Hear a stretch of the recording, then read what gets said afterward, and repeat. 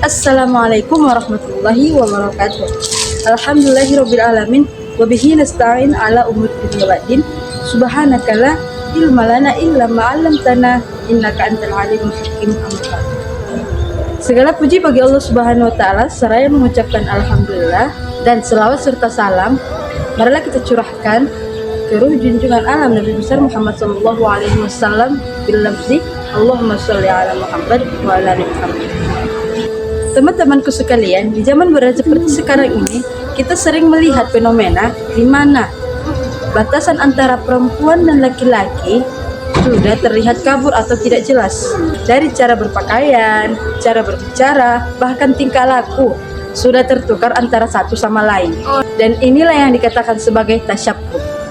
Pada kesempatan kali ini, saya akan membahas tentang tasyabbuh gender. Apa yang dimaksud dengan tasyabbuh gender? Kata tasyabbuh berasal dari bahasa Arab, yaitu tasyabbaha, yatashabbahu, tasyabbuhan, yang artinya menyerupai. Mungkin teman-teman sekalian mengenal kata tasyabbuh berasal dari hadis Nabi, yaitu man tasyabbaha biqaumin fahuwa minhum, yang artinya barang siapa yang menyerupai suatu kaum maka ia akan termasuk golongan mereka. Di hadis lain juga Nabi Shallallahu Alaihi Wasallam menjelaskan, "Ta'anallahul mutasyabbihina minar rijali bin nisa wal mutasyabbihati minan nisa'i bir rijal," yang artinya Allah melaknat seorang laki-laki yang menyerupai seorang perempuan dan seorang perempuan yang menyerupai seorang laki-laki. Lantas tasyabbuh ini sebenarnya membahas tentang apa sih? Apakah tentang sesuatu yang bersifat maskulinitas atau feminim, atau mungkin membahas hal-hal yang bersifat akidah? Lalu apa yang dimaksud dengan ini? Mari kita bahas. Kenapa saya membahas tentang hal ini? Karena hal ini sangat penting untuk kita ketahui. Sebelum kita beranjak lebih jauh, teman-teman harus mengetahui lebih dulu tentang hadis yang mengatakan Allah melaknat. Ingat, Allah menggunakan kata laknat, yaitu seperti bunyi hadis tadi, Allah melaknat seorang laki-laki yang menyerupai seorang perempuan dan seorang perempuan yang menyerupai laki-laki. Ini adalah kaidah penting yang harus dipahami oleh setiap orang yang mengaku dirinya sebagai beragama Islam. Walaupun gak semua orang barat melakukan seperti itu, karena ada di bagian tertentu orang barat juga dibully melakukan hal seperti demikian. Tapi tidak menutup kemungkinan pendukungnya juga sangat banyak. Baik, kembali ke pembahasan awal yang kata Allah melaknat. Apa maksud dari kata melaknat? Kita sudah sering mendengar dari hadis maupun dari Al-Quran bahwa bahasa laknat sudah tidak asing lagi didengarkan oleh teman-teman. Padahal makna dari kata laknat adalah sangat berbahaya. Teman-teman juga tahu bahwasanya ada dosa besar dan ada dosa kecil.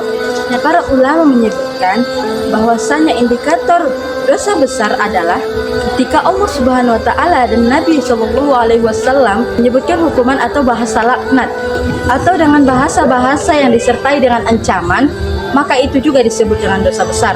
Tetapi ini bukan masalah tentang dosa besar maupun dosa kecil, tapi kita wajib menghindarinya. Tetapi di sini saya akan menerangkan bahwasanya makna laknat ini memiliki makna yang luar biasa. Jadi makna laknat adalah matrudun min rahmatillah, diusir dari rahmat Allah.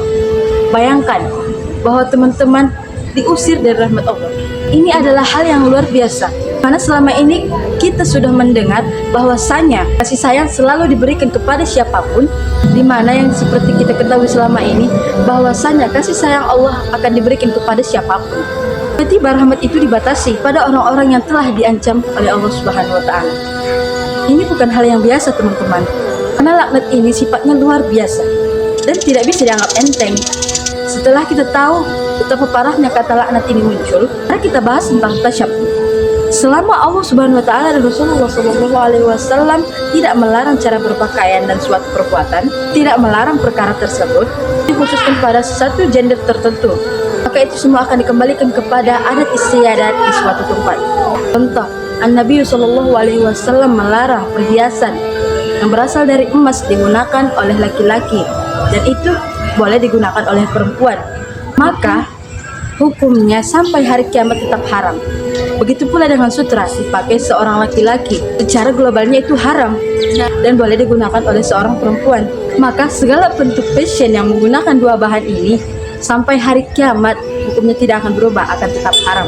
Jadi kepada teman-temanku, mari kita renungkan, apakah kita terikut atau termasuk orang-orang yang tasyabuh atau tidak?